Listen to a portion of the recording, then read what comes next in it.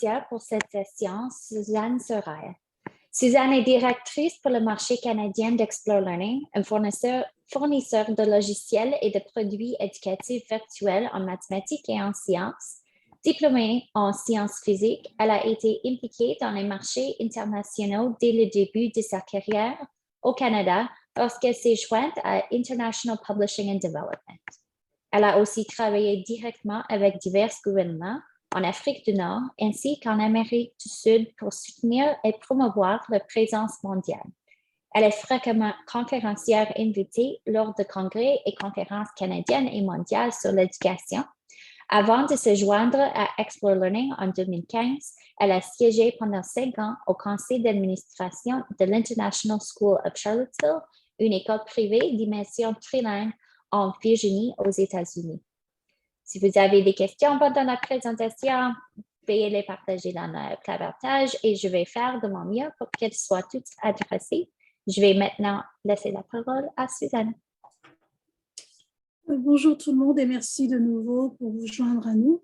Mon nom est Suzanne Saraya et aujourd'hui nous examinerons comment les gizmos, qui sont des simulations virtuelles interactives, peuvent vous aider à promouvoir les concepts de EDI en STEAM tout en se permettant le développement des compétences scientifiques essentielles au XXIe siècle.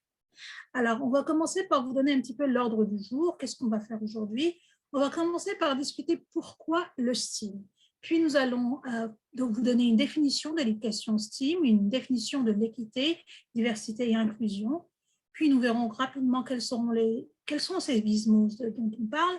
Puis, nous allons vous donner quelques exemples d'application des gizmos afin que vous puissiez rentrer chez vous, à vos classes, la semaine prochaine, avec plusieurs idées que vous pourrez appliquer rapidement dans vos classes. Alors, commençons par le plus important. Pourquoi le STEAM? On en entend parler toujours, tout le temps, et pourquoi est-ce que c'est important? Alors, pensez-y, au XXIe siècle auquel nous participons, les innovations scientifiques et technologiques sont devenues de plus en plus importantes, alors que nous sommes confrontés aux avantages et aux défis de la mondialisation et d'une économie qui est vraiment fondée sur le savoir. Les domaines STEAM affectent pratiquement tous les aspects de notre vie quotidienne. En fait, les STEAM sont partout, que ce soit en agriculture, en architecture, dans les transports, dans la musique et même dans les sports.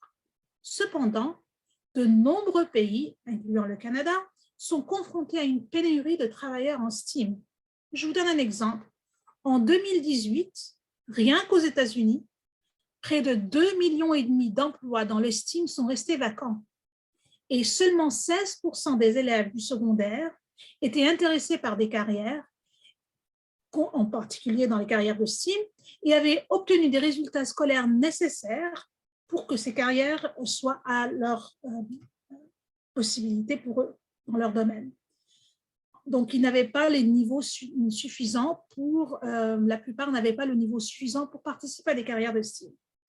Et donc, comme je vous ai dit, la situation est similaire au Canada. Pour réussir dans cette nouvelle société basée sur l'information et la technologie, nos étudiants doivent développer des capacités STEAM à des niveaux bien plus approfondis que dans le passé.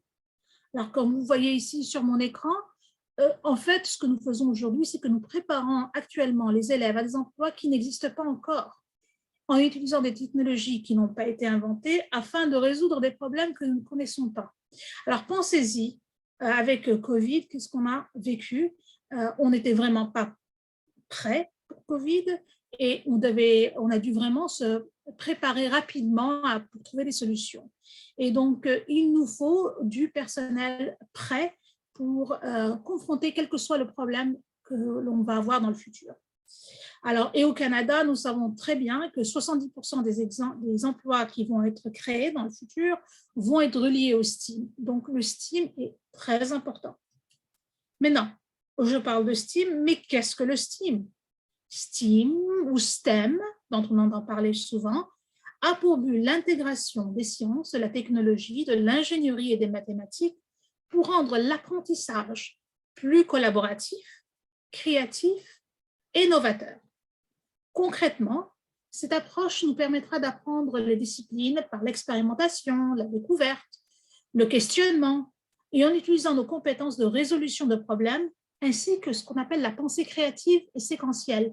En anglais, vous avez entendu souvent parler de computational thinking. L'objectif donc est de découvrir des réactions de la nature et des technologies en croisant les différentes disciplines. L'approche STEAM propose donc un apprentissage actif qui va développer la curiosité intellectuelle de tous les étudiants, quelles que soient leurs capacités, leurs expériences, leur culture ou leurs intérêts, et donc aidera à développer les compétences clés du XXIe siècle, telles que l'analyse critique ou la pensée critique, la créativité et donc l'innovation, la coopération et la collaboration qui sont essentielles, surtout au niveau du travail, que ce soit dans les classes, dans les écoles ou même dans le marché du travail régulier. Et bien sûr, la communication. Ce sont les 4 compétences clés du XXIe siècle.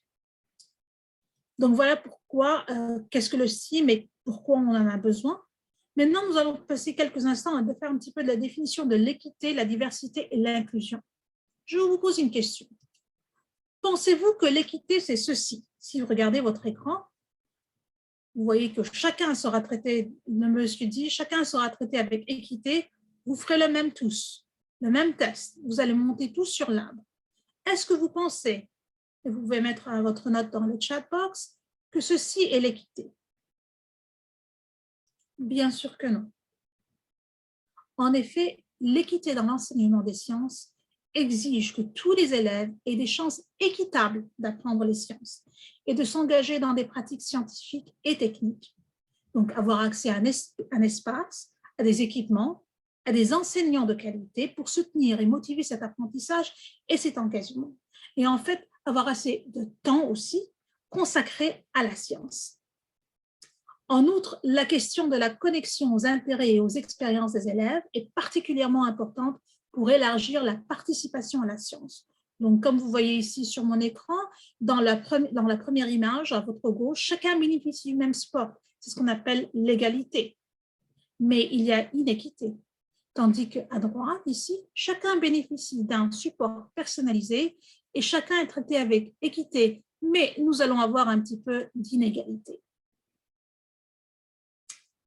Alors, oui, nous avons aussi vu cette image avec la barrière complètement enlevée, comme pour la prochaine étape. Absolument, absolument. Merci beaucoup de votre commentaire.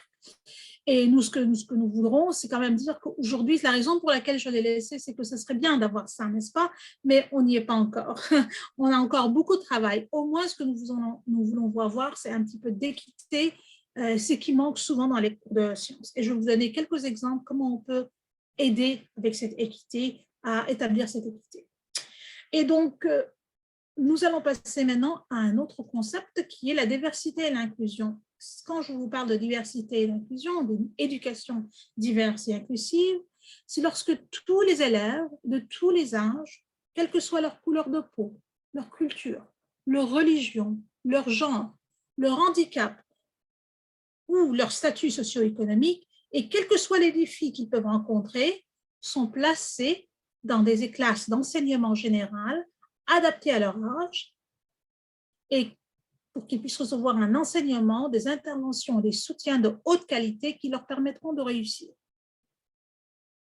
Donc, quand on parle d'équité et de diversité et d'inclusion, ce qui est très important de commencer par encourager la curiosité de ces élèves, les pousser à prendre des risques intelligents et les exposer à des nouvelles idées et situations en utilisant les préacquis de plusieurs élèves qui sont déjà dans la classe, qui peuvent venir de différents milieux, qu'ils soient économiquement défavorisés ou qu'ils soient issus du groupe raciaux et ethniques différents. C'est très important donc de promouvoir un état d'esprit de développement, ce qu'on appelle en anglais growth mindset. Je suis sûre que vous avez déjà entendu parler de ça. Et de relier les connaissances de base de ces élèves, quelles que soient donc, je vous dis, culturelles ou linguistiques, aux connaissances disciplinaires scientifiques. Et donc, nous allons utiliser, pour vous donner un exemple, les gizmos pour avoir un accès inclusif et équitable. Donc, quand on parle d'élèves, par exemple, qui ne parlent pas très bien la langue première, que ce soit l'anglais ou le français, que vous enseignez dans les deux langues, que vous soyez en train de travailler avec des étudiants qui sont dans une situation qui doit être plus difficile au niveau étudiants handicapés, ou que ce soit des filles, parce qu'on parle beaucoup des filles en sciences, ou qu'on parle encore d'étudiants qui ont besoin d'une éducation alternative pour un petit peu suivre les besoins qu'ils ont. Alors, quand on parle de tout ça, c'est très important de promouvoir l'EDI en STEAM pour pouvoir exposer tous ces étudiants à ces idées et à des idées aussi auxquelles ils vont pouvoir faire des connexions par rapport à leur propre background ou connaissances premières. Et donc, pour ça, je vais vous donner un exemple avec les gizmos. Je vais passer par vous illustrer comment on pourrait le faire avec ces gizmos. Mais avant de commencer par là, je sais que plusieurs d'entre vous connaissent déjà les gizmos, mais d'autres ne connaissent peut-être pas ce que c'est. Les gizmos sont plus de 475 simulations interactives en ligne, axées sur les maths et les sciences pour les enseignements et les élèves de la 3e à la 12e année. Et c'est vraiment un outil indispensable pour l'apprentissage basé sur l'expérimentation, l'exploration et le questionnement en maths et en sciences. Il fonctionne avec tous les appareils électroniques, c'est très important parce qu'il faut que tout le monde puisse y avoir accès, et même avec un téléphone portable. Du moment que vous avez accès à l'Internet, vous avez accès aux gizmos. Déjà, ça crée une possibilité pour tous d'acquérir les compétences du 21e siècle en utilisant des simulations qui vont renforcer les compréhensions des concepts clés et qui s'alignent aussi aux compétences ciblées par le curriculum de l'Ontario pour les programmes de maths et sciences. En plus, les gizmos contribuent au développement des connaissances et des capacités de raisonnement, des capacités de résolution de problèmes, ainsi que les aptitudes dont les étudiants ont besoin pour réussir et devenir des citoyens vraiment productifs et investis dans leur communauté, ce qui est encore très, très important.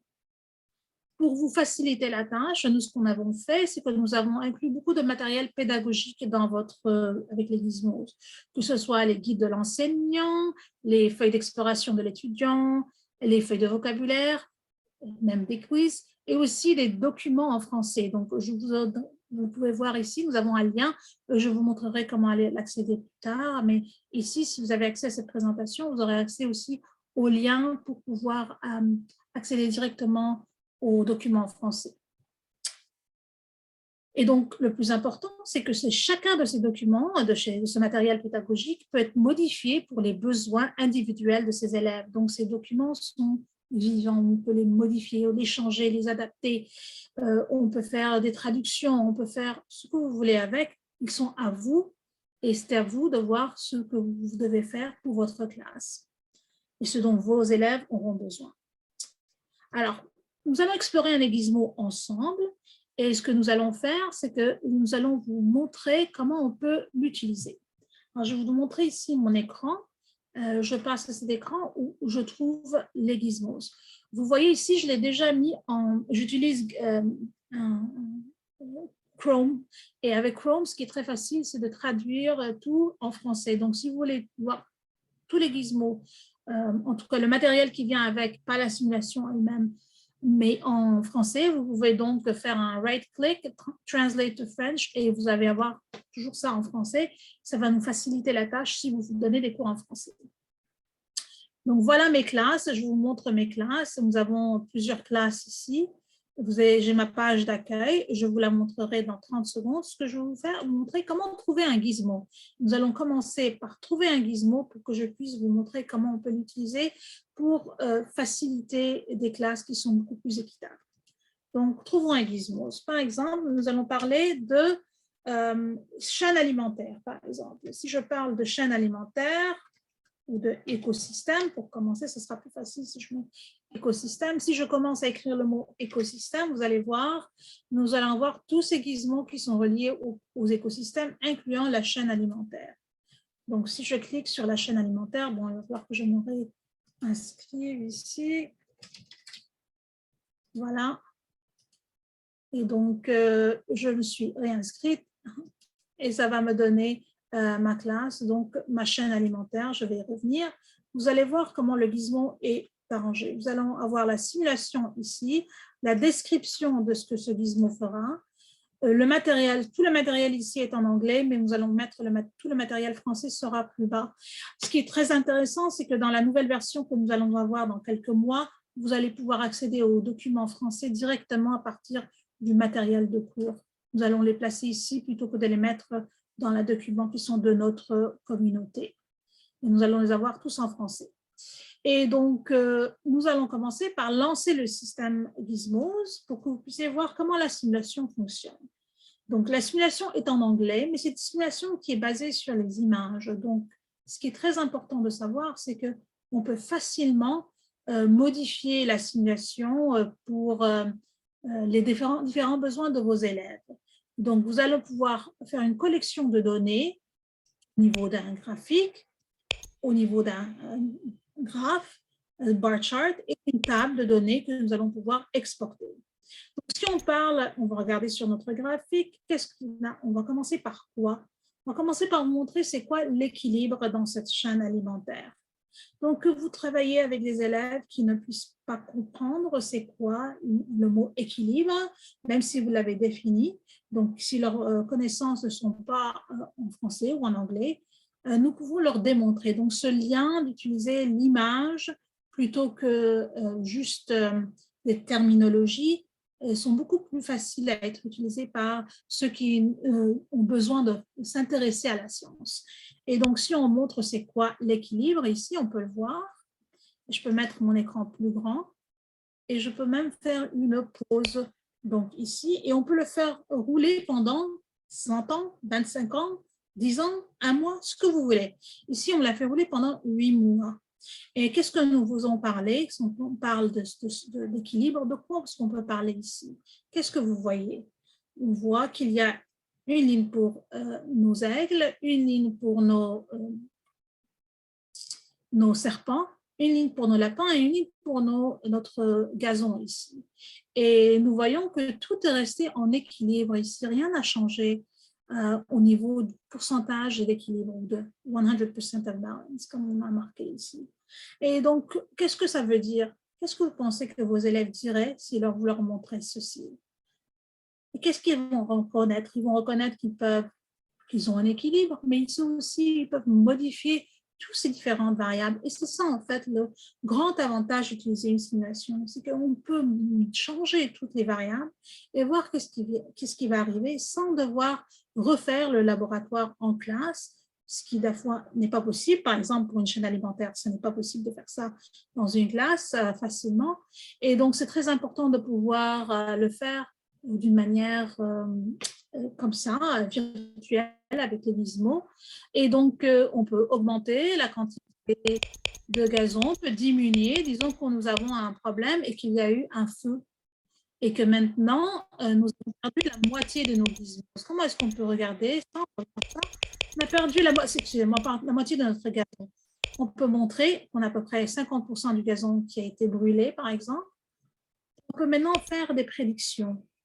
Une prédiction serait que vos élèves pourront vous demander qu'est-ce qui va arriver à notre chaîne alimentaire? Qu'est-ce qui va arriver à notre gazon une fois qu'il a été brûlé? Qu'est-ce qui va arriver à nos lapins, à nos serpents, à nos aigles? Qu'est-ce qui va arriver? Et donc, c'est à eux de pouvoir, à vos élèves, de pouvoir faire des prédictions. Et même si leurs prédictions sont fausses, ce n'est pas un problème, parce que tout ce qu'on a besoin de faire, c'est de le refaire l'exercice. Et c'est un moyen très important de permettre à tous les élèves, quelle que soit leur connaissance de base, quel que soit le milieu duquel ils viennent, de pouvoir faire des simulations comme ça, des exercices sans peur d'avoir une mauvaise note ou un mauvais résultat, sans avoir à créer des problèmes pour eux au niveau de se présenter avec des mauvaises informations. Donc, on peut corriger toutes ces mauvaises informations rapidement et leur permettre de vraiment comprendre un concept d'une manière personnalisée. Donc, une fois qu'ils auront donné leurs hypothèses, on peut maintenant voir qu'est-ce qui va arriver et on peut explorer. Donc, vos élèves pourront le faire chez eux, à la maison, devant leurs écrans et voir. Ils peuvent attendre pendant 100 ans s'ils veulent, ils ont le temps. Mais rapidement, nous allons voir qu'est-ce qui se passe avec notre chaîne alimentaire. Et donc, nous allons poser ici, faire une petite pause et nous allons montrer qu'est-ce qui va arriver. qu'est-ce qui va arriver ici? C'est qu'il va y avoir une analyse à faire. Qu'est-ce qui s'est arrivé au gazon? Le gazon a recommencé à pousser. Comment ça se fait que le gazon a recommencé à pousser? Quelle est la source d'énergie de notre gazon? Et ça, c'est une question à poser à vos élèves. Certains le sauront, d'autres pas. Et c'est quoi la source d'énergie des lapins? C'est le gazon. Alors, quand il y en a eu une perte de gazon, qu'est-ce qui est arrivé avec les lapins? Ils ne sont pas tous décédés. Certains ont pu avoir accès au gazon qui n'était pas brûlé et ont survécu, mais leur population a diminué. Et d'autres n'ont pas eu accès. C'est pour ça qu'ils n'ont pas réussi à survivre. Qu'est-ce qui est arrivé à nos serpents? Qu'est-ce qui est arrivé à nos aigles ici? Et donc, on peut voir tout ce qui se passe et on peut commencer à analyser les informations avec eux. Et on peut bien sûr leur recommencer de nouveau et faire d'autres changements ou recommencer spécifiquement cette simulation. Donc, on était à peu près 50%. Et on peut voir qu'est-ce qui se passe. Et on peut la regarder de ce niveau-là. Ou on peut aussi la regarder avec ce niveau ici. Ou même, nous allons pouvoir la mettre dans un tableau que vous allez pouvoir exporter à Excel. Qu'est-ce que ça veut dire? Ça veut dire que vos élèves pourront avoir plusieurs façons de travailler avec les données. S'ils sont plus confortables avec des tableaux, qu'ils puissent reconstruire un graphe, ou reconstruire un bar chart, c'est à eux de le faire. C'est à vous de décider qu'est-ce qui est mieux pour eux et qu'ils puissent comprendre ces concepts et analyser ces données. Donc, une fois qu'on a fait un exercice comme ça, on peut en faire un autre, bien sûr. On peut éliminer, par exemple, comme j'ai fait ici, nous avons éliminé nos serpents. Qu'est-ce qui arrive si on élimine tous nos serpents? Qu'est-ce que vous pensez? Qu'est-ce qui va se passer avec notre chaîne alimentaire? Souvent, dans les classes dans lesquelles je vais, la première chose dont les élèves me demandent, c'est d'enlever les serpents, parce qu'ils n'aiment pas les serpents. OK, c'est quoi l'importance des serpents dans cette chaîne alimentaire? Et donc, nous pouvons enlever les serpents et voir qu'est-ce qui va se passer. Et on se rend compte qu'au bout de 8 mois, mon Dieu, notre écosystème ou notre chaîne alimentaire est complètement détruite. Donc, c'est quoi la place des serpents? On peut donc faire une analyse de la nécessité d'avoir des serpents dans cette chaîne alimentaire et l'importance de chaque part de notre système alimentaire, notre chaîne alimentaire. Et donc, nous pouvons aussi mettre un effondrement total. Et ici, si je vous montre ces effondrements total que j'ai sauvés dans mes presets, qu'est-ce que vous pensez qui s'est passé ici? Donc, on peut voir une ligne pour les lapins, une pour les serpents, et je les appelais des aigles, mais en fait, ce sont des faucons. Une ligne bleue pour les faucons. Et qu'est-ce qui se passe? Qu'est-ce qui manque ici? Ah, nous avons éliminé tout le gazon. Et en ayant éliminé tout le gazon, aussi notre système de chaîne alimentaire va être complètement détruit. Je vais vous montrer un autre exemple. Nous avons éliminé le gazon, nous avons fait un exercice, nous avons éliminé le serpent. Qu'est-ce qui se passe si on élimine les faucons complètement? Alors, j'ai préparé cet exercice, j'ai éliminé tous les faucons. J'aimerais bien entendre de votre part, qu'est-ce que vous pensez qui va se passer avec notre écosystème? Pensez-vous qu'il va y avoir une destruction de notre écosystème au bout de 6 mois, 8 mois, 12 mois, 1 an, 2 ans, 3 ans? Qu'est-ce que vous pensez qui va se passer? Si vous pouvez juste mettre votre note dans le chat box, ce serait très apprécié. Et sinon, moi, je vais vous faire l'exercice et je vais vous montrer quelque chose d'intéressant. Alors, regardez qu'est-ce qui se passe. Dans la plupart des classes dans lesquelles je présente cet exercice, je vais vous dire, la plupart des étudiants me disent qu'en fait, il va y avoir une destruction de la chaîne alimentaire au bout de 8 à 9 mois, 12 mois. Mais regardez ce qui s'est passé ici. Et on peut la faire rouler pendant un certain temps. Nous avons eu un nouvel équilibre. Alors, qu'est-ce qui se passe dans une chaîne alimentaire où on enlève le sommet, le top de la chaîne alimentaire? Qu'est-ce qui va se passer? Le reste de la chaîne alimentaire va survivre. Mais si on compare ceci à notre vie à nous, notre vie réelle, donc on peut savoir que l'homme est à top de notre chaîne alimentaire, au sommet. Si on enlève l'homme, le reste de la chaîne alimentaire peut survivre. Mais si on enlève une partie de la chaîne alimentaire, l'homme ne peut pas survivre.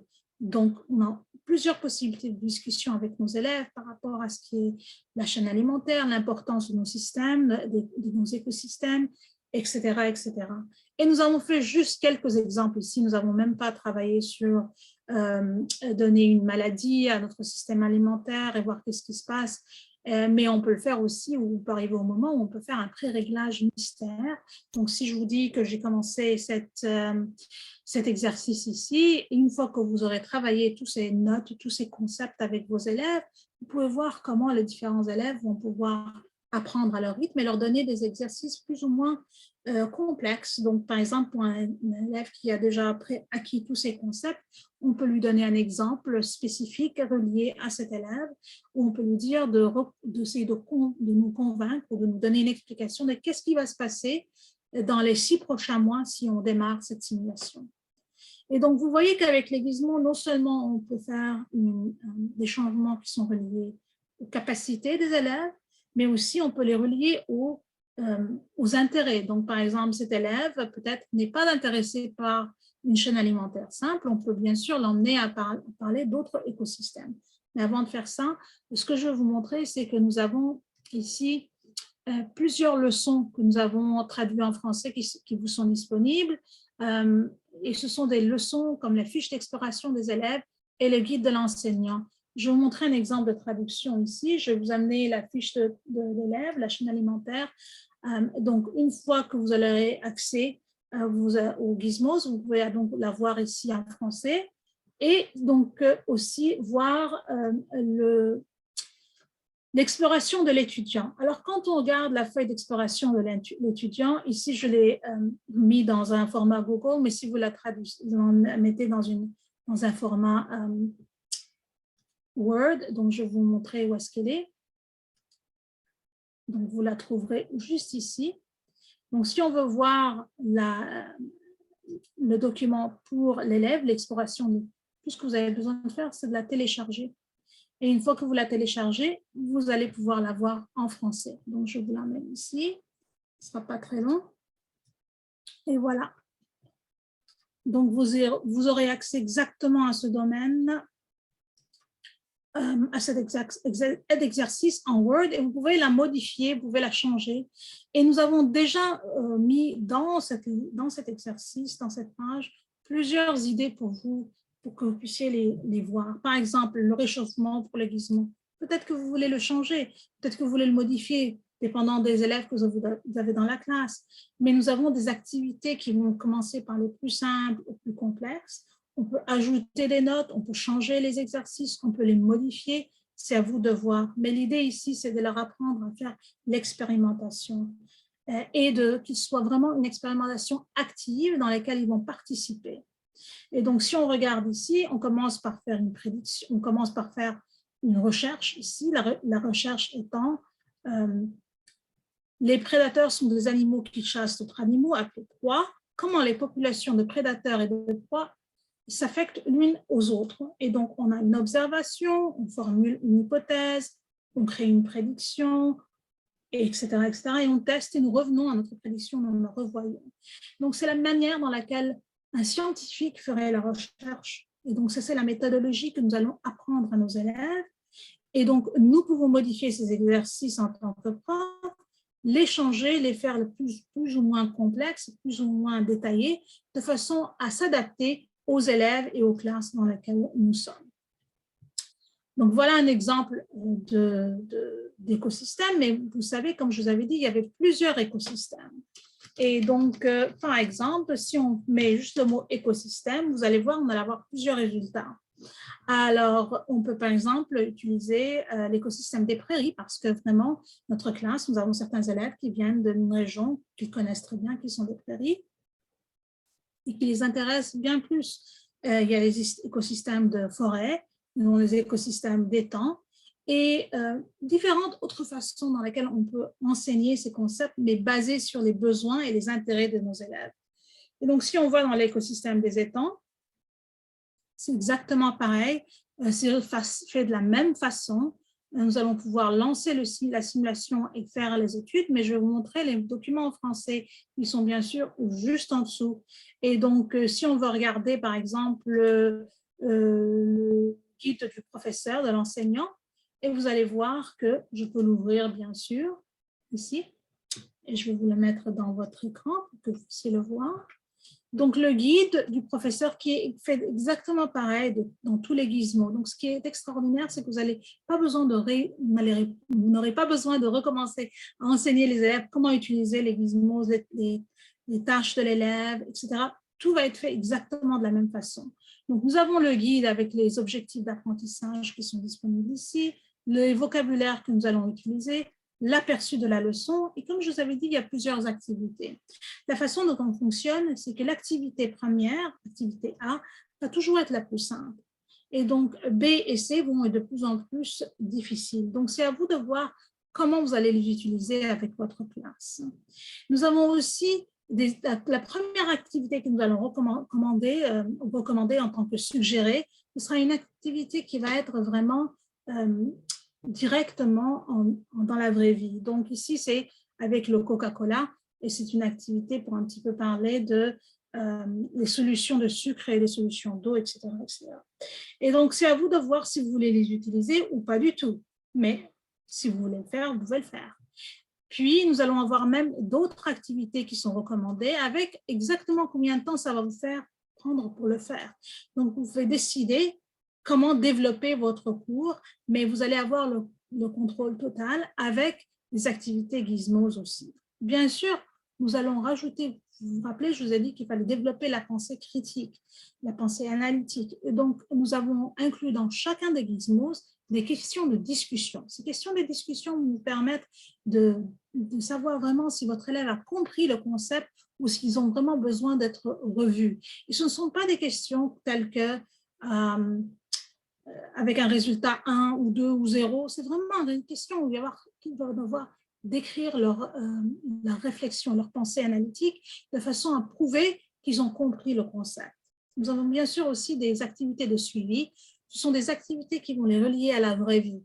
Parce que ça, c'est une des choses qui est très importante, c'est qu'il faut les relier à la vraie vie. Et ça, c'est là où vous avez aussi une possibilité de vraiment être beaucoup plus équitable dans votre classe en leur demandant une fois que vous avez montré cette leçon, d'aller voir dans leur propre milieu quels seront les concepts ou les exemples qui peuvent relier à leur propre culture, à leur propre milieu, à leur propre connaissance. Et donc, ça vous donne une possibilité ici de nouveau, et comme vous voyez, il y a plusieurs d'autres ressources auxquelles vous aurez accès, qui vont vous permettre de mieux expliquer à vos élèves les concepts scientifiques ici, leur donner une chance de travailler avec ces concepts à leur propre rythme, vraiment de faire une relation à leur propre culture, si c'est possible, et donc de leur permettre aussi de participer d'une manière équitable, parce que tout le monde pourra avoir accès, étant donné que les gizmos sont faits dans un format, du moment que vous avez accès à Internet, vous aurez accès aux gizmos. Non seulement ça, mais même si votre Internet n'est pas extraordinaire, même si votre lien n'est pas parfait, la chose la plus importante à savoir avec les gizmos, c'est qu'une fois que vous avez téléchargé les gizmos, que vous l'utilisez, même si vous perdez l'Internet, vous allez toujours accès à ces simulations, vous pouvez travailler dans la simulation. Donc, souvent, ce qu'on se rend compte, c'est que l'Internet dans certaines régions rurales n'est pas extraordinaire et c'est pour ça qu'on a créé les gizmos de cette façon-là. Et donc, c'est pour ça aussi qu'on les a traduits dans plusieurs langues, en anglais, en français. On les a en anglais, bien sûr, mais en français et en espagnol aussi. Et nous demandons toujours aux professeurs qui les utilisent s'ils veulent rajouter leurs propres cours, comme vous voyez ici, ou leurs propres idées, pour qu'on puisse partager ces informations avec la communauté dans laquelle on vit. Maintenant, je vous ai montré rapidement comment trouver un gizmo, mais je vais vous montrer les différentes manières dont vous pouvez trouver un gizmo. Donc, on peut trouver par norme académique, donc par notre curriculum au Canada. Donc, que vous soyez en Alberta, en Ontario, au Québec. Donc, en Ontario, ici, vous pouvez trouver votre curriculum. Et donc, si on regarde la science, 9e année, on vient de faire les nouvelles adoptions, si vous voulez. Et donc, si on part de physique de 12e année, par exemple, et donc on a ici les cours qui sont complètement reliés au curriculum de l'Ontario. Et donc, vous pouvez facilement trouver le gizmo qui vous intéresse, selon le cours que vous êtes en train d'utiliser. Mais il y a d'autres façons. On peut aussi regarder par sujet, donc que ce soit par grade ou niveau, ou par discipline, mais aussi par textbook, donc par cahier. Donc, quel que soit le livre que vous utilisez, si vous ne trouvez pas ici, vous pouvez aussi nous demander de faire l'alignement de façon à ce que si, par exemple, vous utilisez ce livre-là, et donc la grade 6 au grade 8, et si ça vous voyez que vous avez besoin, par exemple, du grade 5 ou du grade 9, et on ne l'a pas, nous pouvons vous donner accès à ce programme sans problème. Nous pouvons faire l'alignement pour vous. Donc, c'est une façon très rapide et aussi, bien sûr, avec mots-clés. C'est une façon très rapide de trouver les gizmos. Donc, vous pouvez trouver celui qui va correspondre à votre curriculum. Et nous avons quelque chose encore très intéressant, c'est que nous avons créé une page spéciale pour vous en Ontario. Et vous allez voir, et nous allons avoir toutes les informations sur nos programmes, ainsi que la liste de gadgets partagés pour l'Ontario, comment utiliser ces listes, et un grand nombre d'informations que vous pouvez avoir sur plusieurs ressources, les premiers pas, comment commencer, les corrélations, les listes de gizmos, etc., etc. Et donc, ça, c'est une façon rapide pour vous d'avoir accès à toutes ces informations, et ce lien se trouvera aussi dans ma présentation. Donc, nous avons vu maintenant comment un petit peu ces gizmos fonctionnent. Maintenant, faisons un petit peu notre réflexion de nouveau de comment est-ce que ces gizmos vont soutenir les concepts d'équité, diversité et inclusion et de STEAM. Comme vous avez vu, les gizmos ont été utilisés avec grand succès dans des centaines de classes d'éducation spéciale. Pourquoi? Parce qu'ils permettent d'acquérir les compétences et les concepts nécessaires du curriculum. Par exemple, les élèves vont pouvoir travailler, comme je vous ai montré tout à l'heure, à leur propre rythme. Ils peuvent répéter ces manipulations jusqu'à qu'ils les maîtrisent et qu'ils maîtrisent les concepts sans peur d'échec. Vraiment un point très important. Et donc aussi, vous aurez accès à des ressources pédagogiques fournies avec chaque gizmo. Donc les enseignants vont pouvoir les adapter. Et aussi, nous allons pouvoir voir que les gizmos peuvent être attribués à des élèves individuellement, et donc ils peuvent être complétés indépendamment. Donc, si vous avez des élèves qui sont plutôt doués, il y a aussi des activités supplémentaires et des défis qui leur sont disponibles.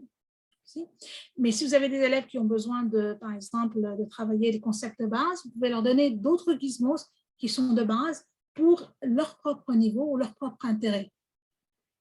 Et comme nous avons connecté les gizmos et les concepts avec le vocabulaire scientifique du monde réel, et nous avons utilisé plusieurs modes de représentation, comme je vous ai montré, des images, des discussions, des modèles graphiques, et ça offre aussi un lien pour essayer de faire un pont vers l'apprentissage entre les langues. C'est très important. On peut donc voir que les gizmos visent à assurer une éducation en maths et en sciences qui est inclusive, équitable et de qualité, ainsi que de promouvoir des possibilités d'apprentissage pour tous, et cela tout au long de leur vie. Mais aussi, ce qu'on peut voir, c'est qu'au cours d'une expérience, les étudiants peuvent recueillir une grande quantité de données et le faire en très peu de temps, ce qui va leur permettre de développer leur habileté en analyse et en interprétation des données. Et je peux vous dire que dans la plupart des examens internationaux, tels que PISA et autres, ce que nous avons montré, c'est que l'interprétation des données est un des points les plus faibles pour tous, que ce soit au Canada ou ailleurs. Et donc, en augmentant la quantité de données auxquelles ils peuvent avoir accès, ils vont pouvoir mieux développer leur capacité d'interprétation de ces données. Les gizmos aussi vont rendre l'apprentissage agréable et interactif. Et donc, quand les élèves vont participer en faisant des exercices à leur propre rythme, quand ils veulent, ils vont vraiment développer cette mentalité de croissance, le growth mindset. On va aussi pouvoir permettre aux élèves d'interagir avec les maths et les sciences de manière approfondie et pour permettre à leur compréhension de devenir un petit peu plus naturel et donc vraiment à un niveau intuitif parce qu'ils vont répéter ces observations, ils vont pouvoir le voir d'eux-mêmes et ils vont pouvoir visualiser ces concepts, des concepts parfois qui sont invisibles à l'œil nu. Et donc, quand ils vont pouvoir les visualiser, ils vont pouvoir vraiment comprendre ces concepts d'une manière plus rapide. Je vais revenir ici. Ils vont aussi aider à simplifier les systèmes complexes. Par exemple, quand on regarde sur le système solaire, qui sont des systèmes très compliqués, c'est important de pouvoir mettre ces systèmes complexes sous un format plus simple afin qu'ils puissent mieux les comprendre. Et finalement, on va pouvoir effectuer des expériences à des conditions qui ne sont pas toujours possibles. Par exemple, quand on a des laboratoires très sophistiqués, on peut faire beaucoup d'expérimentations, mais souvent, il y a des exercices que vous allez pouvoir faire avec Gizmo que même les laboratoires les plus sophistiqués ne pourront pas vous permettre de les faire et ne vont pas vous permettre d'explorer des idées novatrices comme avec les Gizmo. Par exemple, changer la gravité de la Terre ou d'autres planètes. On peut observer des équations à ce moment-là, comment elles sont affectées par ces changements et mieux comprendre ce qui se passe. Et puis, ce qui est très intéressant, c'est qu'on peut aussi modifier ces changements rapidement. Et donc, un élève qui n'a pas la patience d'attendre une expérience pendant 2 jours ou même pendant 1 heure, pour voir ce qui se passe rapidement, changer, modifier ces variables et revoir de nouveau qu'est-ce qui va se passer. Donc, vous voyez comment, de nouveau, ces gizmos vont vraiment soutenir les propres besoins des élèves et le style. Et quand vous avez accès aux gizmos, comme la plupart des profs en sciences et maths ou à travers l'Ontario, vous allez pouvoir l'utiliser avec n'importe quelle technologie que vous avez dans votre classe. Donc voici quelques idées, que vous ayez un tableau interactif, que vous vouliez réviser de leçons, ou vous voulez faire une démonstration d'enquête. Donc vous pouvez utiliser les gizmos, vous n'avez pas besoin d'utiliser tout ce qu'il y a dans un gizmo. Vous pouvez le faire comme une introduction à une expérience en laboratoire. Si vous faites ce qu'on appelle le blended learning, vous pouvez aussi l'utiliser comme un exercice complémentaire pour approfondir une enquête, une exploration. Ou vous pouvez vraiment l'utiliser comme pour un travail individuel ou en petit groupe. Et tout ce que vous avez besoin, c'est un appareil qui a accès à l'Internet. Et c'est tout ce que vous avez besoin. Et à ce moment-là, du moment que vous avez accès à un dispositif qui a accès à l'Internet, vous allez pouvoir l'utiliser, que ce soit en classe, même si vous n'avez pas accès à la classe, ou même si vous faites des cours en ligne, ou vous faites ce qu'on appelle une classe inversée, Flip Classroom, c'est vraiment très pratique d'utiliser ces gizmos qui va vous permettre de nouveau de joindre vos élèves là où ils sont. Et je vais vous donner accès ici avec ce qu'on appelle des instructions détaillées pour commencer. Si vous n'avez pas accès à Gizmos, contactez-moi. Je pourrais voir si votre conseil scolaire a acheté l'accès aux Gizmos. Dans la plupart des conseils scolaires, l'accès est de l'année 7 à l'année 12. Ils n'ont pas toujours accédé aux Gizmos pour les classes plus jeunes, mais si vous voulez me contacter, je vais pouvoir vous dire si vous avez accès ou pas, parce que certains conseils scolaires ont accédé aux Gizmos jusqu'à à partir de l'année 3, troisième année. Et donc, je sais que je vous ai fourni aujourd'hui beaucoup de renseignements. Alors, pour vous aider, j'ai créé un document de référence auquel vous aurez accès ici et qui va vous permettre, qui va vous donner une instruction étape par étape pour accéder à utiliser à votre compte Gizmo si vous en avez un. Si vous n'en avez pas, à ce moment-là, je vais vous envoyer un code. Vous pouvez m'écrire et je vous envoie un code spécial qui va vous donner accès à Gizmos gratuitement pendant 60 jours. Avant de partir, j'aimerais vous donner quelques petites informations sur comment utiliser les gizmos d'une manière pratique et efficace. Et donc, ce que je vous encourage à faire, une fois que vous aurez créé votre compte Gizmos, c'est d'inciter vos élèves à poser des questions. Par exemple, qu'est-ce qui se passe ici? Pourquoi est-ce que vous pensez que ça se passe comme ça? Qu'est-ce qui arriverait si on changerait ceci? Donc, vraiment, au lieu de leur donner une réponse, les défier à prédire des résultats avant de débuter l'expérience. Et guider des étudiants avec des questions provoquant la réflexion. Demandez-leur de justifier leurs réponses et de démontrer le raisonnement. Aussi, intégrer des occasions de raisonnement par écrit.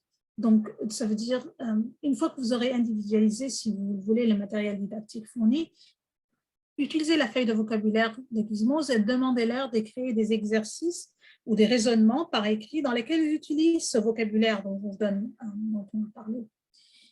Aussi développer des attitudes de raisonnement approfondi, donc décomposer les problèmes en suggérant des étapes à suivre et donc aider les étudiants à trouver les tendances et les relations.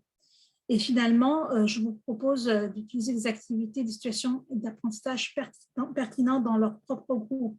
Et surtout, permettez aux étudiants de contrôler le Gizmos. Donc, si votre classe, vous n'avez qu'un tableau interactif et une souris, partagez la souris avec les élèves pour qu'ils puissent eux-mêmes modifier le Gizmos ou alors donnez leur accès rapidement pour qu'ils puissent avoir accès, que ce soit à la maison, avec leurs propres appareils ou avec les appareils qu'ils ont en classe. Mais c'est très important de leur donner accès pour qu'ils puissent modifier les simulations eux-mêmes.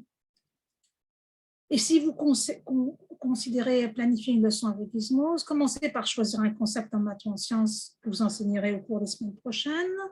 Trouvez un Gizmo qui correspond avec ce concept. Vous pouvez utiliser les corrélations avec votre curriculum et planifier l'intégration, que ce soit donc, est-ce que vous allez le faire avec toute la classe? Est-ce que vous allez le faire en petit groupe? De quelle manière vous allez intégrer votre Gizmo dans la classe? Puis finalement, profitez du matériel pédagogique qu'on vous a donné. Nous vous encourageons à consulter le guide pédagogique du professeur pour commencer la planification de la classe. Et certaines activités seront parfaites pour introduire le concept et d'autres pour en faire le bilan. Et utilisez les questions des discussions qui sont idéales pour les discussions en petits groupes. Et nous vous conseillons de modifier les guides de parcours de l'élève. Ces guides ne sont pas conçus pour être complétés au cours d'une seule session, puisqu'ils sont échafaudés pour que vous puissiez les modifier selon les besoins de chaque groupe ou pour atteindre certains objectifs selon le temps que qui vous est disponible. Et vous pouvez même modifier la feuille de vocabulaire. Donc, si nous vous donnons le vocabulaire minimum pour pouvoir comprendre cette session, ces concepts, mais c'est à vous de voir si vous voulez rajouter ou demander à chaque élève de rajouter leur propre vocabulaire. Un exercice que j'aime bien faire avec mes élèves, c'est de leur donner une feuille de vocabulaire sans définition, les laisser écrire leur propre définition, faire l'exercice avec Gizmo et revenir et leur demander de corriger leur définition de façon à voir qu'est-ce qu'ils ont appris, de leur montrer qu'est-ce qu'ils ont appris et de voir de quelle façon est-ce qu'ils ont interprété ces concepts pour mieux m'aider à leur donner un cours la prochaine fois. Et donc, c'est à vous de voir comment vous pouvez utiliser ces ressources et c'est à vous de décider de qu'est-ce qui va marcher pour votre classe et combien de temps vous allez passer sur chaque Gizmo. Et donc, j'ai 3 recommandations pour vous. Commencez par une activité à la fois. Utilisez au moins un Gizmo dans les 2 semaines suivantes. Collaborez avec vos collègues.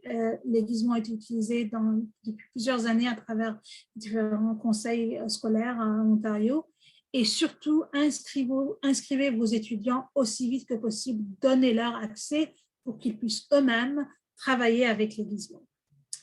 Et donc, nous allons vraiment bien sûr apprendre, expérimenter, avoir une réflexion et recommencer de nouveau. Et finalement, je vous donne accès de nouveau à ce blog.